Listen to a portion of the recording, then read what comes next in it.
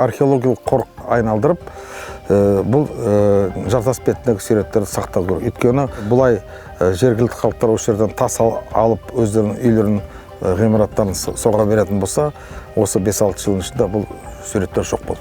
Сол себепті тарихта жойылады, біздің бабаларымыздың қалдырған іздері де жойылды.